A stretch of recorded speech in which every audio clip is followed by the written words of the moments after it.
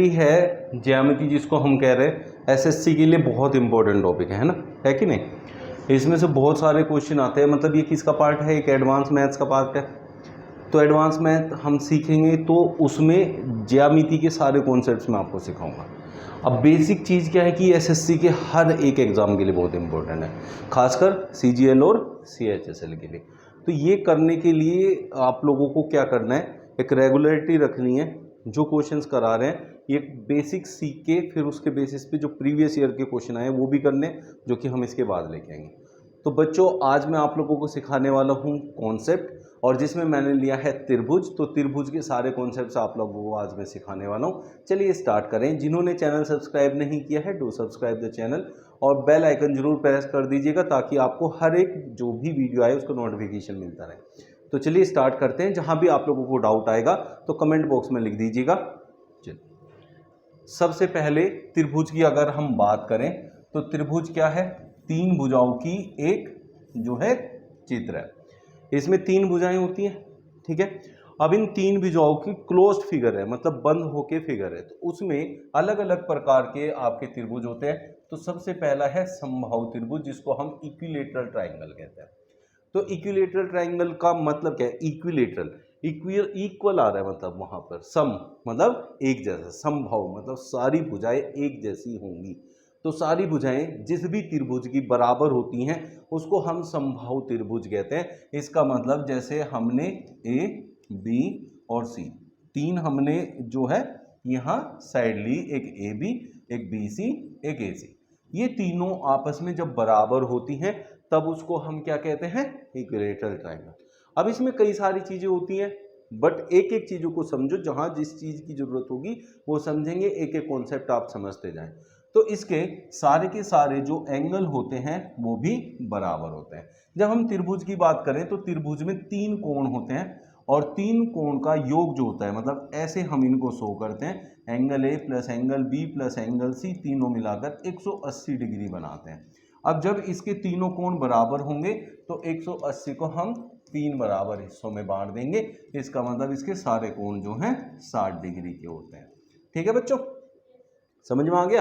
तो सब ऐसी कोई भी त्रिभुज जिसकी तीनों भुजाएं आपस में बराबर हो और उसके तीनों कोणों का मान कितना हो, 60 डिग्री, तो उसको कहते हैं आप समबाहु त्रिभुज। अब इसमें माध्यिका होगी, ठीक है, और भी सारी चीजें होंगी, लेकिन उनको स्टेप बाय स्टेप आगे आप सीखते जाएंगे, अब यहाँ एक साथ नहीं करेंगे। फिर आता है समद्विबाहु त्रिभुज। एक त्रिभुज है जिसमें दो भुजाएं बराबर हैं, ये ए बी सी। अब मान लिया ए बी और ए सी आपस में बराबर है, जितनी बड़ी ए बी है उतनी ही बड़ी बी ए सी है। ये दो भुजाएं आपस में बराबर हो गई। जब किसी भी त्रिभुज की दो भुजाएं आपस में बराबर हो और तीसरी का मान उनसे अलग हो, उसको कहते हैं समद्विबाहु, मतलब आइसोस्केलस ट्राइंगल। तो इसमें दो भुजाएं आपस में बराबर होती, लेकिन ये भुजा इसके सामने का जो कोण है ये, और ये भुजा इसके सामने का जो कोण है ये, इसका मतलब इस भुजा और इस भुजा ये जो दोनों आपस में बराबर है, इनके सामने के कोण भी आपस में बराबर होंगे। तो इसका मतलब बी बराबर सी होगा, एंगल बी बराबर एंगल सी होगा। तो अगर आपको पता चल जाए कि दो कोण आपस में बराबर है तो भी वो समद्विबाहु हो जाएगा, और दो भुजाएं आपस में बराबर पता चल जाए तो भी वो समद्विबाहु त्रिभुज हो जाएगा। तो इससे ये दोनों बराबर हैं तो एंगल बराबर यूज कर सकते हैं, और एंगल बराबर दिए हैं तो हम साइड को बराबर यूज कर सकते हैं। समझ में आया। अच्छा, जो ये ऊपर की तरफ कोण होता है इसको कहते हैं शीर्ष कोण। ये हमारा शीर्ष कोण होता है, इसमें B और C बराबर होंगे, दो नीचे के कोण बराबर होंगे, ऊपर का शीर्ष अलग होगा, जबकि ये दो भुजाएं आपस में बराबर है। फिर उसके बाद आता है विषमबाहु त्रिभुज, स्केलेन ट्राइंगल। स्केलेन ट्राइंगल वो ट्राइंगल होता है जिसमें कोई भी भुजाएं एक दूसरे में आपस में समान नहीं होती हैं। जैसे हमने एक त्रिभुज लिया है ए बी सी, तो ए बी भुजा ए सी भुजा से अलग होगी और बी सी से भी अलग होगी। ये साइन ये दिखाती है ना, ये लाइन जो लगी हुई है, अगर एक लाइन यहाँ खींची इधर भी एक है, उसका मतलब वो बराबर दिया हुआ है, ठीक है भाई। लेकिन यहाँ एक लाइन खींची, यहाँ दो, यहाँ तीन, इसका मतलब ये तीनों भुजाओं के जो मान है वो अलग अलग है, तो ये तीनों आपस में बराबर नहीं है। लेकिन मैंने आप लोगों को सिखाया जैसे इक्विलेटरल ट्राइंगल था, तो उसमें क्या था, तीनों कोण बराबर थे। क्यों? क्योंकि तीनों भुजाएं आपस में बराबर थी। फिर उसके बाद आया था समद्विभाव, मतलब क्या था, आइसोस्केलस। उसमें दो भुजाएं आपस में बराबर थी तो उसके दो कोण बराबर थे। तो जितनी भुजाएं आपस में बराबर होती उतने कोण आपस में बराबर होते। यहाँ कोई भी भुजाएं आपस में बराबर नहीं है, इसका मतलब यहाँ कोई भी जो एंगल है वो आपस में बराबर नहीं होगा। समझ में आ गया बच्चों? फिर अब हम करते हैं कोणों के आधार पे, कोणों के आधार पे त्रिभुजों के प्रकार। तो पहला है न्यून कोण, फिर अधिक कोण, फिर समकोण। तीन प्रकार से हम इसको बना सकते हैं। ये देखो आप, एक मैंने यहां त्रिभुज बनाया और इसमें सारे जो एंगल हैं वो आपको 90 डिग्री से कम के दिखाई देंगे। कितने से कम के? 90 से। जिस भी त्रिभुज में सारे कोण 90 डिग्री से कम के होते हैं उसको हम न्यून कोण त्रिभुज कहते हैं, एक्यूट एंगल ट्राइंगल। तो इसमें कोई भी जो एंगल है वो 90 से बड़ा नहीं होगा। सपोज जैसे हमने देखा 60 प्लस 60 प्लस 60 कितना होता है? 180 डिग्री। हो गया तीनों कोण बराबर, 60 60 60। ये कौन सा त्रिभुज है? इक्विलेटरल त्रिभुज है। तो इक्विलेटरल ट्रायंगल में तीनों कोण इक्वल होते हैं, तो कभी 60 से बड़ा हो सकता है? नहीं ना। तो इक्विलेटरल ट्रायंगल कभी भी आपका ना अधिक कोण हो सकता ना समकोण, वो हमेशा न्यून कोण होता है, मतलब एक्यूट एंगल ट्रायंगल में आता है। सारे एंगल ये 60 60 के हैं। तो कोई भी एंगल हो सकता है, मान लिया 70 हो, ये आपका 50 हो, ऐसे भी हो सकता है, बट सारे एंगल 90 से छोटे होंगे। अगर एक है हमारा 90 डिग्री का कोण, ये मान लिया हमने 90 डिग्री का कोण, अगर कोई भी एक त्रिभुज के अंदर कोई भी एक भी कोण 90 डिग्री का हो जाता है तो उसको कहते हैं समकोण त्रिभुज, राइट एंगल ट्राइंगल। मतलब राइट एंगल का मतलब होता है 90 डिग्री। तो 90 डिग्री का साइन ये होता है, 90 डिग्री का जब कोण आपके पास बनता है तो उसको समकोण त्रिभुज कहते हैं। मतलब 90 डिग्री का एक एंगल भी बन गया और ये आपका त्रिभुज भी बन गया तीन भुजाओं का, तो इसलिए इसको समकोण त्रिभुज कहेंगे। एक आपने बनाया ऐसे। अब आप ये देखें, ये एंगल आपको दिखने से ही लग रहा है कि 90 डिग्री से बड़ा है, लेकिन एक भुजा, दो भुजा, तीन भुजा है तो है त्रिभुज। तो ऐसा त्रिभुज जिसमें एक कोण कोई भी 90 डिग्री से बड़ा हो जाएगा उसको हम कहेंगे अधिक कोण त्रिभुज, मतलब ऑब्ट्यूज एंगल ट्राइंगल। समझ में आ गया? वो पिछले वाले जो टाइप बताए थे हमने, स्केलन और आपका आइसोसेलेस और इक्विलेटर, वो किसके आधार पे था? वो था साइड्स के आधार पे। और ये जो है ये किसके आधार पे है? एंगल्स के आधार पे। तो साइड के आधार पे हमने तीन टाइप के देखे और कोण के आधार पे भी हमने तीन टाइप के त्रिभुज देखे। ठीक है, अब बात आती है समरूप त्रिभुज, मतलब सिमिलर ट्रायंगल्स की। समरूप त्रिभुज क्या होते हैं? समरूप त्रिभुज मतलब दिखने में एक जैसे, सिमिलर ट्रायंगल्स दिखने में एक जैसे, बड़े छोटे हो सकते हैं, दिखने में एक जैसे। तो जैसे ये दो त्रिभुज है, ये बड़ा है ये छोटा है, लेकिन ये दिख रहे एक जैसे हैं। जैसा इसका झुकाव है वैसे ही उसका झुकाव है, जैसे ये है ऐसे ही है। जैसे हम गाड़ी की डमी लेते हैं, गाड़ी की क्या लेते हैं? डमी लेते हैं। अगर कोई भी गाड़ी ले ली और उसको देख के हम डमी को क्या कहते हैं? ये कौन सी गाड़ी है? तो डमी से समझ में आ जाता है ना, ये स्विफ्ट है, ये स्कॉर्पियो है, ये ब्रेजा है, ऐसे समझ में आ जाता है। तो वो क्या है जो डमी कार हमने हाथ में ली प्लास्टिक की छोटी सी, वो है आपकी समरूप। क्या है? समरूप, मतलब वो सिमिलर फिगर है, सिमिलर कार है, जैसी कार, जैसे मतलब स्विफ्ट है, स्विफ्ट की डमी ले ली तो स्विफ्ट कार की सिमिलर फिगर है वो। तो उसके लिए सबसे जरूरी चीज क्या होती है? जब भी आपको समरूप मतलब सिमिलर ट्रायंगल की बात करनी हो तो सिमिलर ट्रायंगल में देखो, एक बात बताओ, जैसे हमने दो कार ली हैं, उन दो कार में उनके झुकाव एक जैसे होते हैं, उनके झुकाव एक जैसे। जैसे बस में आगे का शीशा देखो बिल्कुल सीधा होता है, लेकिन जब कार लेते हैं ऐसे झुका हुआ होता है। तो जब वो झुका हुआ होगा तभी तो कार जैसा लगेगा, अगर ऐसे सीधा कर देंगे तो ट्रक जैसा लगना शुरू हो जाएगा। तो ऐसे ही आप ये देखें, जैसे हमने ये लिया, आप लोग ये देखो, ये हमने कार ली है, अब इसमें ये ऐसे झुका हुआ है ना। तो जब इसकी ओरिजिनल कार होगी तो वो भी ऐसे ही यहां से झुकी हुई होगी, ऐसे स्लोप बना होगा। तो इससे क्या पता चलता है? जो भी कोण है, जो भी कोण है, एंगल है, वो जितना इसमें एंगल बना है उतना ही बड़ी कार में भी बनेगा।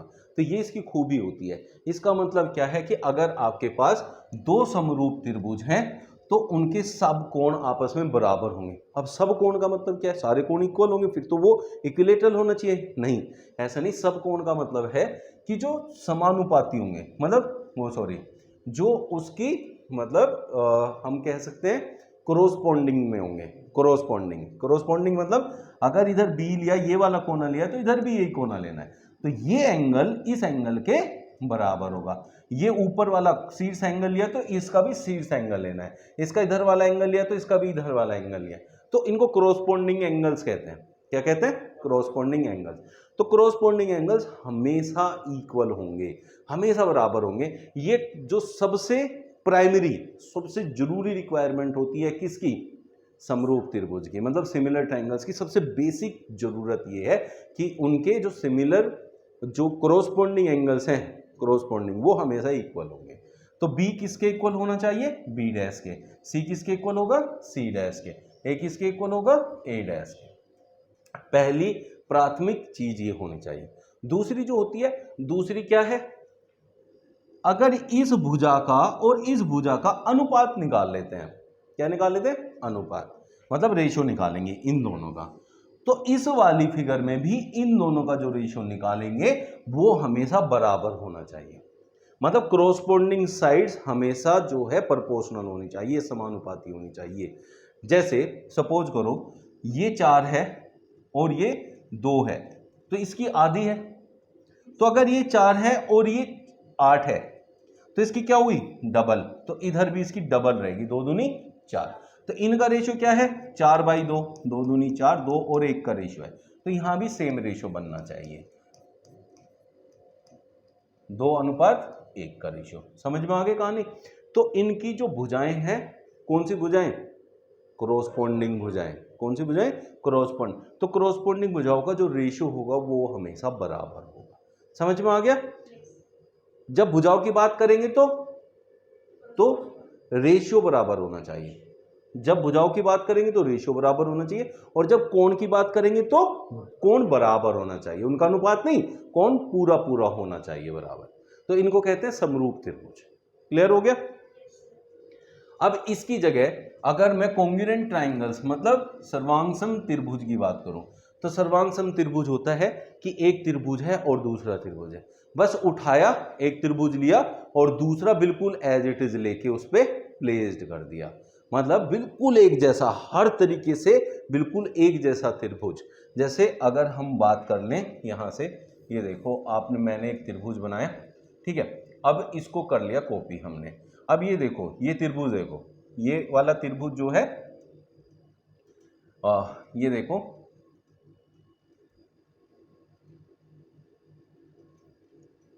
माफ कीजिए,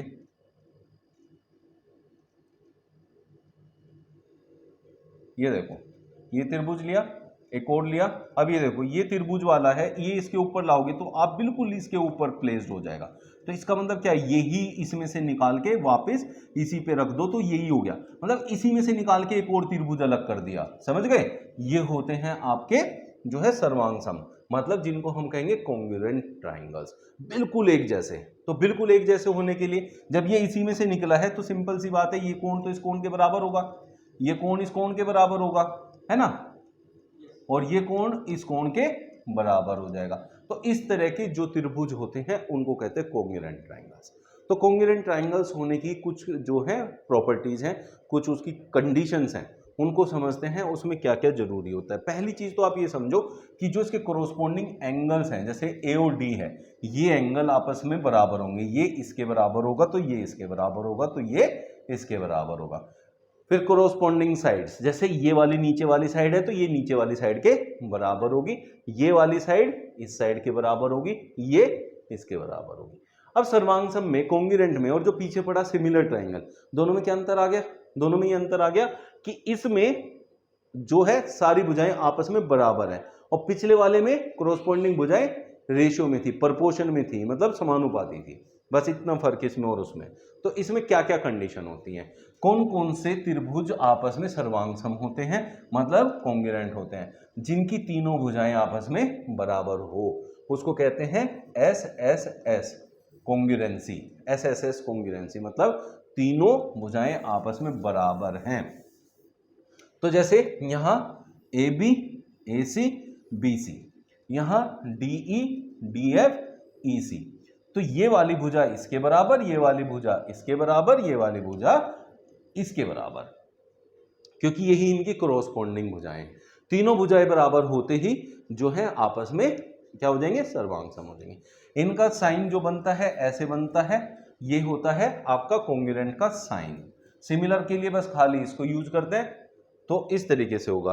अब जब भी आपकी तीनों कोरोस्पोंडिंग भुजाएं आपस में बराबर हो जाए तो त्रिभुज दोनों आपस में सर्वांग सम हो जाएंगे, ये कंडीशन है। दूसरी कंडीशन है एसएएस। एसएएस होता है साइड एंगल साइड, भुजा कोण भुजा। भुजा कोण भुजा से समझ में आ रहा है, पहले एक भुजा है, फिर बीच में कोण है, फिर एक भुजा है। तो ये भुजा मान लिया मैंने ले ली, तो इसकी ये वाली भुजा लेनी पड़ेगी, फिर कोण ले लिया, कोण ये आ गया, फिर ये एक और भुजा ली, ये ले ली। तो इन दोनों भुजा के बीच का कोण ले लिया, तो ये भुजा इसके बराबर है, ये भुजा इसके बराबर है, और इनके बीच में पड़ने वाला एंगल आपस में बराबर होगा, तब उसे कहेंगे एसएएस कोंग्रुएंसी। अब बच्चों इसमें जो सबसे इंपॉर्टेंट बात है ना, कंफ्यूजन कहाँ होता है उसको समझो। ये कंफ्यूजन दूर करना है, ये कभी नहीं रखना है कंफ्यूजन, इसकी वजह से बहुत गलतियां होती हैं। जैसे ही साइड एंगल साइड देखा तो आप सोचते हो दो भुजाएं बराबर हो जाएं और कोई भी एक कोण बराबर हो जाए, तो वो क्या हो जाएंगे, आपस में कोंग्रुएंट हो जाएंगे। लेकिन बात को समझो, अगर ये भुजा इस भुजा के बराबर है, ये भुजा इस भुजा के बराबर है, और ये कोण इस कोण के बराबर है, तो दो साइड और एक कोण आपस में बराबर हो गए, लेकिन ये सर्वांग सम नहीं है, कोंग्रुएंट नहीं है, क्योंकि जो इन दोनों साइड के बीच में एंगल आना था वो बराबर नहीं है, तो वो ही बराबर होना चाहिए। इसीलिए साइड के बाद एंगल और फिर साइड होता है, तो दोनों साइड के बीच में आने वाला एंगल जो कोण होता है वो बराबर होना चाहिए। हाँ, साइड कोई सी भी दो हो सकती हैं, लेकिन जो दो साइड ले रहे हो उन्हीं के बीच का कोण होना चाहिए। अब आप जैसे स्नेहा, आप जैसे ये पूछ रहे हो ना बेटा कि ये साइड ली और ये ली, है ना, तो इसमें अगर ये साइड ली तो इसकी भी ये लेनी है, ये ली तो इसमें ये लेनी है, और इसके बीच का कोण है तो इसके भी, हाँ इन दोनों के बीच का कोण है, तो साइड जैसे आप कह रहे हो कोई से भी ले सकते हैं। समझ में आ गया? फिर आता है एएसए, एंगल साइड एंगल। तो जैसे पिछले क्वेश्चन में, पिछले उसमें टाइप में समझाया, एंगल एंगल दो कोण बराबर होने चाहिए और उनके बीच में पड़ने वाली भुजा बराबर होनी चाहिए। जैसे ये एंगल इसके बराबर है, ये एंगल इसके बराबर है, तो इस एंगल और इस एंगल के बीच में कौन सी लाइन आ रही है, ये। तो अगर इन दोनों कोण की बात कर रहे हो तो इधर भी इन दोनों कोण की बात करोगे और ये साइड लोगे आप, तो इसको कहते हैं एएसए, कोण भुजा कोण से सर्वांग सम होने की प्रॉपर्टी। समझ में आ गया? फिर होता है समकोण कर्ण भुजा, राइट हाइपोटेन्यूज साइड। तो इसमें क्या होता है, हाइपोटेन्यूज बराबर होती है। क्या होती है? हाइपोटेन्यूज बराबर होती है। ठीक है, तो यदि किसी समकोण त्रिभुज की कोई दो भुजाएं एक दूसरे समकोण त्रिभुज की दो भुजाओं के अलग अलग समान हो तो दोनों त्रिभुज सर्वांग सम हो जाते हैं। बात को समझो, पहले तो ये किस में लगेगी, जिसमें दोनों समकोण त्रिभुज हो। क्या हो? समकोण त्रिभुज। इसकी जो ये है हाइपोटेन्यूज इसके बराबर है, मतलब कर्ण बराबर है। इसको आधार कहते हैं, इसको हम लंब कहते हैं। अब इनमें से कोई भी एक भुजा आपस में बराबर हो जाए, ये इसके बराबर हो जाए या ये इसके बराबर हो जाए, तो तब वो बनता है समकोण कर्ण भुजा वाली प्रॉपर्टी। आरएचएस कह देते हैं इसको शॉर्ट में। तो आरएचएस की प्रॉपर्टी से दोनों सर्वांग सम हो जाएंगे। यहाँ आप देखो बी एंगल डी के बराबर है, बी एंगल डी के बराबर है, और ए बी जो है ई डी के बराबर है, बी सी जो है डी ई एफ के बराबर, डी एफ के। समझ में आ गया? कोई प्रॉब्लम है? तब ये दोनों आपस में क्या हो जाएंगे, क्या बन जाएंगे? कॉन्ग्रुएंट बन जाएंगे, मतलब सर्वांग सम हो जाएंगे। अब बात करते हैं किसी भी त्रिभुज पे माध्यिका क्या होती है, मतलब मीडियन क्या होती है। मीडियन देखो, मिडिल, मीडियन मतलब मिडिल, मतलब मिड पॉइंट पे आने वाली, मिड पॉइंट पे आने वाली एक लाइन, मिड पॉइंट पे आने वाली मतलब मध्य बिंदु पर कोई भी भुजा आती है तो उसको माध्यिका कहते हैं। वो आएगी कहां से? उस भुजा के सामने से आएगी। कहां से आएगी? सामने से। अब जैसे हमने लिया ये एक त्रिभुज ए बी सी, अगर मैं ए से एक लाइन खींचूं और इस तरीके से कि वो इस बी सी लाइन को दो बराबर भाग में बांट दे, ये लाइन इसके बराबर हो गई, तब ये लाइन मान लिया डी पे आई, तो ये ए डी कहलाएगी उसकी माध्यिका। एडी क्या कहलाएगी? माध्यिका, मतलब मीडियन कहलाएगी। तो अब हम ऐसे तो यार हर एक पॉइंट से खींच सकते हैं, हर एक पॉइंट का मतलब क्या हुआ, हम ए से खींच सकते हैं, हम बी से खींच सकते हैं और हम सी से खींच सकते हैं। तो एक ही त्रिभुज में कितनी माध्यिका हो सकती हैं, 3, क्योंकि 3 शीर्ष होते हैं तो 3 ही माध्यिका होगी। माध्यिका कहां जाती है, शीर्ष से सामने वाली साइड के मध्य बिंदु पर, इस शीर्ष से इधर, इस शीर्ष से इधर, इनको क्या कहते हैं हम, माध्यिका, मीडियन। ठीक है बेटा, क्लियर हो गई सारी चीजें? कुछ पूछना इसमें? अब आता है सेंट्रोइड। जैसे मैंने पिछले वाले में दिखाया आपको कि ये माध्यिका, एक माध्यिका ए से आई, एक बी से आई, एक सी से आई, तो ये कहीं इस बिंदु पे मिल रही है कि नहीं मिल रही है? ये बिंदु दिख रहा है जहां ये मिल रही है, इसको हम सेंट्रोइड कहते हैं। क्या कहते हैं? सेंट्रोइड। देखो नेक्स्ट वाले में, सेंट्रोइड, सेंटर ऑफ ग्रेविटी या केंद्रक या गुरुत्व केंद्र। क्लियर हो गया? तो ये कौन सा पॉइंट है, ये वो पॉइंट है जहां तीनों माध्यिका आपस में आके मिलती हैं। तीनों माध्यिका क्या करती हैं, आपस में मिलती हैं, उसको कहते हैं।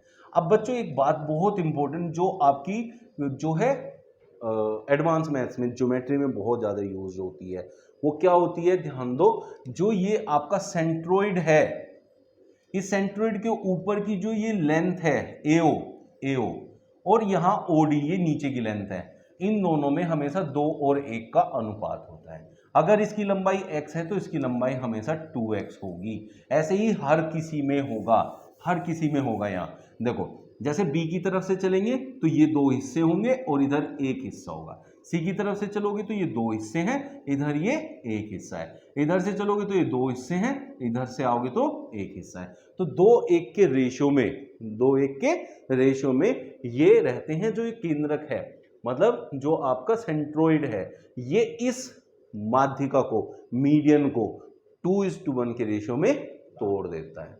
समझ में आ गया? और ये बहुत काम आएगा।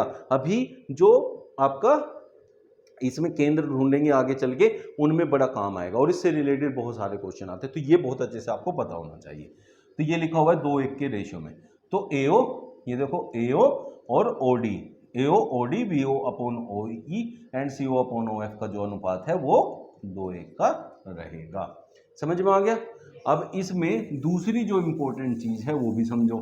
अब जब हमने इसमें सेंट्रोइड बनाया, सेंट्रोइड बनने पे यहाँ 6 हिस्सों में ये त्रिभुज टूट गया। पहला हिस्सा, दूसरा हिस्सा, तीसरा, चौथा, पांचवा, छठा, 6 हिस्सों में टूट गया। इन 6 के 6 हिस्सों का जो क्षेत्रफल होगा, एरिया होगा, वो हमेशा बराबर होगा। समझ में आ गया? अब अगर इनमें से किसी का भी हिस्सा आपसे पूछे, आपसे कहे कि भाई ये बताओ BOD ये त्रिभुज है, इसका क्षेत्रफल क्या होगा, इसका क्षेत्रफल क्या होगा, तो हम कहेंगे ABC पूरे इस त्रिभुज का 1/6 भाग हो जाएगा, 1/6 of the area of triangle. जो त्रिभुज है उस पूरे त्रिभुज का 1/6 हमारा इसका क्या होगा, क्षेत्रफल। तो 6 बराबर हिस्सों में टूट जाता है, उन सब का क्षेत्रफल आपस में बराबर होता है। फिर आता है शीर्ष लंब, जिसको हम एल्टीट्यूड कहते हैं।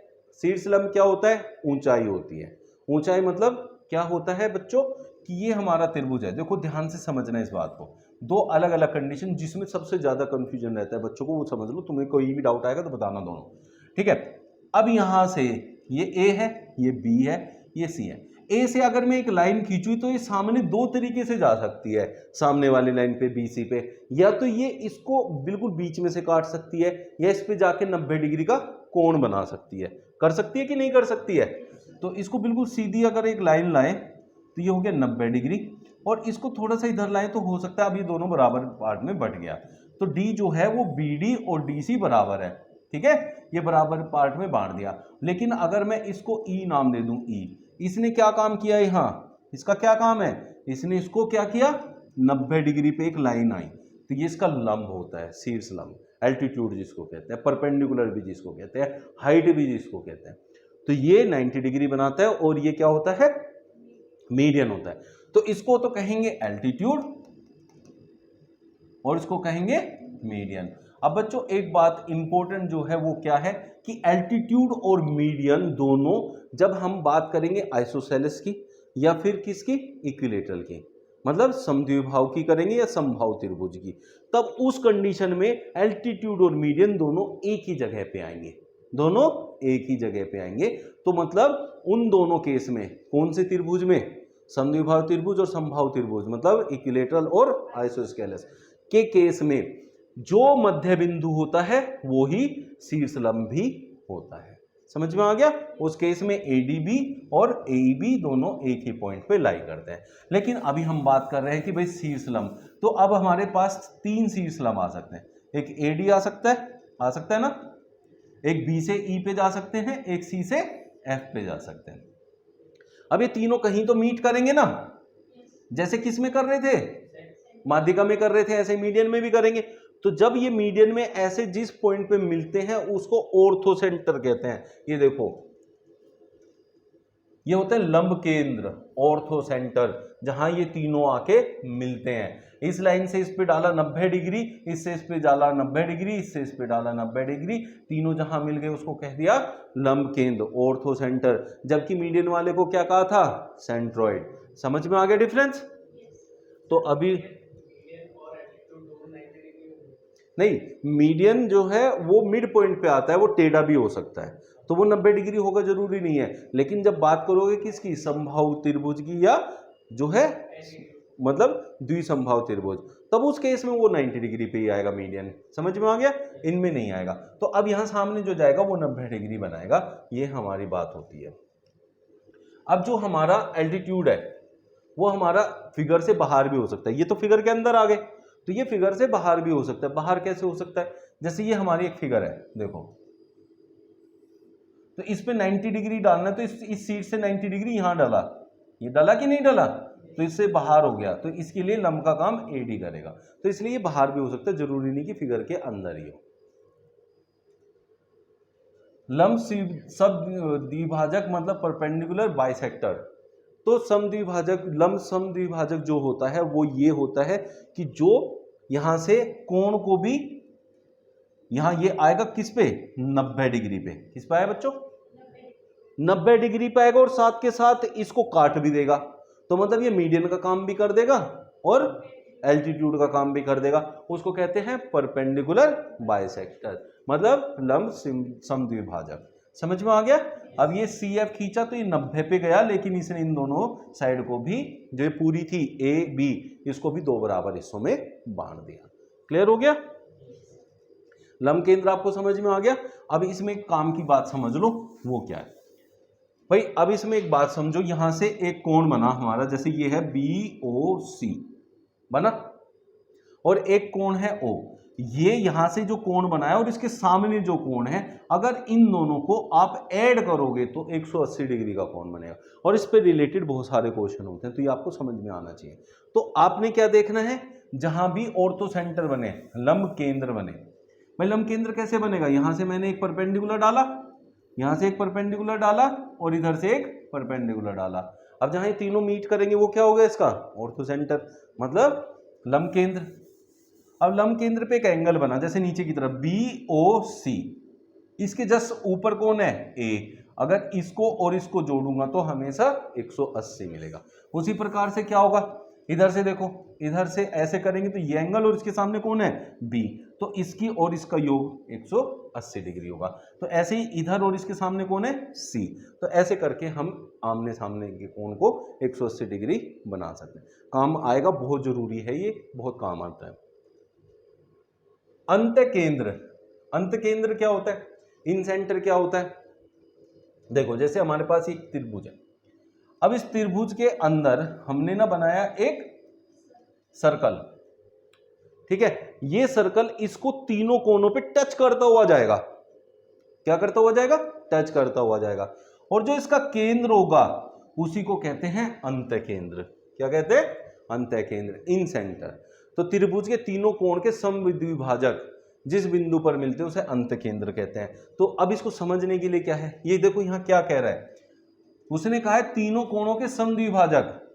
भाई कोण के समद्विभाजक का मतलब क्या होता है, ये हमारा कोण है, एंगल है, इसका बाइसेक्टर लेना है, मतलब इसके आधे से जाना है। अब ये सामने 90 डिग्री पे जाएगा या उसके माध्यिका का काम करेगा, ये हमें नहीं देखना। हमें क्या देखना है, जिस कोण से चला है उसको दो बराबर हिस्सों में बांट दे। किस में बांट दे? दो बराबर हिस्सों में बांटता हुआ चला जाए। तो ऐसे ही बी को दो बराबर हिस्सों में बांटता हुआ चला जाए, ये हिस्सा इस हिस्से के बराबर, और इस वाले को भी बांटता हुआ आ जाए, सी को भी दो बराबर हिस्सों में बांटता हुआ आ जाए। अब यहां कहीं मिलेंगे तो उसको कहेंगे आप इन सेंटर, अंत केंद्र। समझ में आया?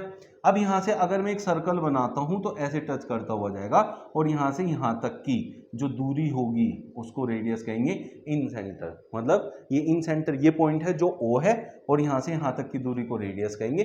तो इस रेडियस से आप इसके अंदर ऐसे मिलता हुआ त्रिभुज बनाएंगे, तो इसके टच करता हुआ आएगा, ना बाहर निकलेगा ना जगह बचेगी। समझ में आ गया? तो किस तरीके से? इस तरीके से ऐसे बनता हुआ आ जाएगा।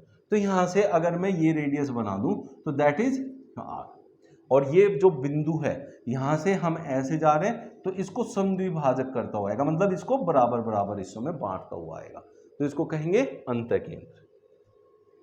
बाह्य केंद्र, एक त्रिभुज लिया हमने और उस त्रिभुज के चारों तरफ एक ऐसे सर्कल बनाया कि वो उसके सारे कोनों को टच करता हुआ चला गया।